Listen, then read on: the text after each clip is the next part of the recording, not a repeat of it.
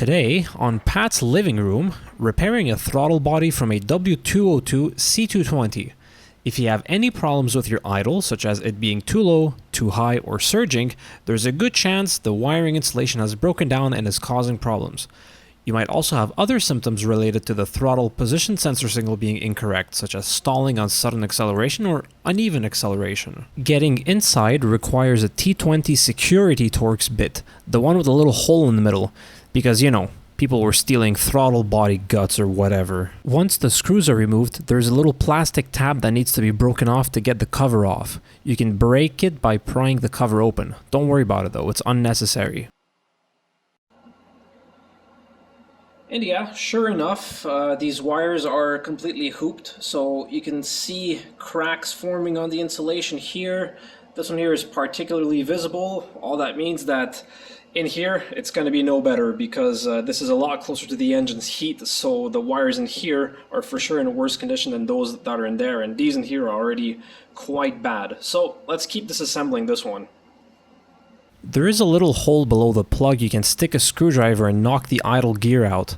A lot of people get this wrong and say you need to grind the welds off the shaft, which you definitely don't need to do. There is a washer that falls out from behind the gear, so watch out for when it goes springen springen. Bushing or something that goes right here. It only goes on one way, so that should be pretty easy to line back up. So yeah, that's great. So now we have access to all the wires here. I'm not going to disassemble it further. I'm fairly confident I can get my soldering iron in there to get to these pads here. So I'll leave this exactly the way it is. Now the next step, I think I'm going to bust out the angle grinder, grind this off and pull this out so I can loosen the wiring harness.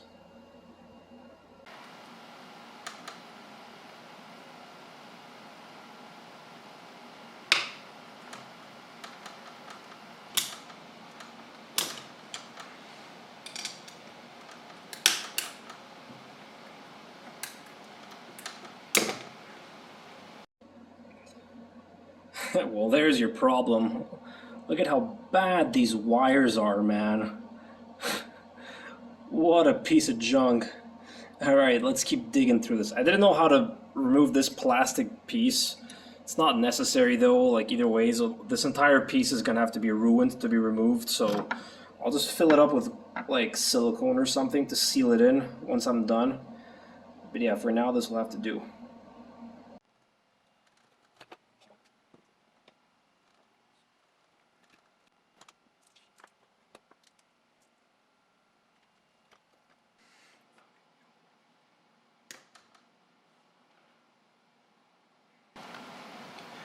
So what I did to get that bit of wiring out through here, I just drilled it out. So I took like a 1/2-inch wood drill bit and I just poked out the middle and then the whole thing fell out. Either way, it doesn't matter. I'm not going to be using that end of the plug. Once I pass all the wires through, I'm just going to gob this up with silicone and that should be good enough.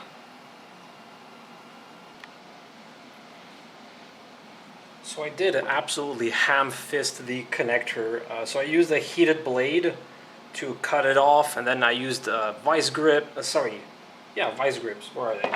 Some vice grips until I could break off enough of the connector that I could get almost access to the pins. And here's how much of the connector you need to break off. As you can see, it's really like it's most of it, right? So there's the comparison. Hopefully that's visible. Not really. So there you go, that's how much of the connector you have to break off, which is most of it. I'm gonna worry about how it fits back into the plug later on. For now, I'm just gonna focus on actually repairing the wiring.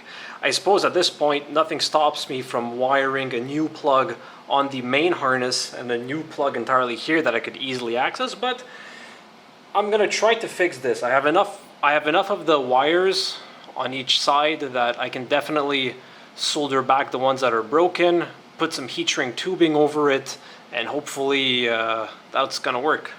So here's what that looks like after a little bit of soldering and wiring. So the motor requires 18 gauge wiring, that's the black wire you can see, and everything else requires 20 gauge wiring. So I got the heat shrink tubing as close to the tip as possible. I'm going to put some hot glue on the end to hold all these wires in place, and then I'm going to tape it up with some electrical tape. Alright, so here's the state of affairs how we have right now. So I cleaned up the circuit board and all the contacts from the previous solder. So let's just make sure it's in the light so you can see it very well. You see, like, that's clean, doesn't have any solder on it. Same thing here. Circuit board, I also cleaned the little pads there, as you can see, so now they're nice and clean and ready to receive new solder.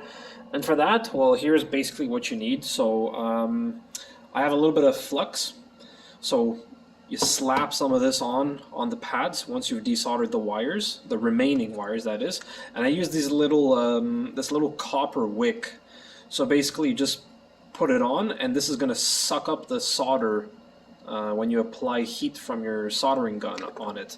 So that allows you to clean up those pads nice. And here I've got the good old leaded solder, none of that lead-free crap. So that's ready. I have a fancy soldering station. You don't necessarily need one like this. You can get away with a cheap soldering iron that just, you know, has a preset temperature, but I prefer being able to control the temperature. It just gives you more consistent solder joints, especially when you're working with like PCBs like that. Soldering is pretty straightforward at this point. Cut the wire to length, strip a small end of the insulation off, then, to make your life a little bit easier, apply some solder to the pad first. This is the step that is typically called tinning, which I think should be called leading, but regardless. Apply heat just long enough for the solder to flow nicely onto the pad. Let me show you a wiring diagram I drew here of where all the wires go. So, if you're a little bit worried about this process, start on the motor. It doesn't have a PCB, so you can't accidentally break a pad off. The terminals go straight to the brush holder. It's a little permanent magnet DC motor. This will allow you to get a feel for the process and how long your iron takes to heat up the pad. Once all the pads are tinned, you can then solder the wires on without adding any extra solder. Right, so here's the finished result. Got all those wired up. Those two look like they're touching, but trust me, they're not. I did a resistance test, they're fine. Maybe put a little bit too much solder, but they look, just wanted to make sure that they, you know, contacted very well.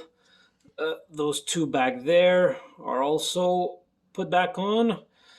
Reinstalled the gear.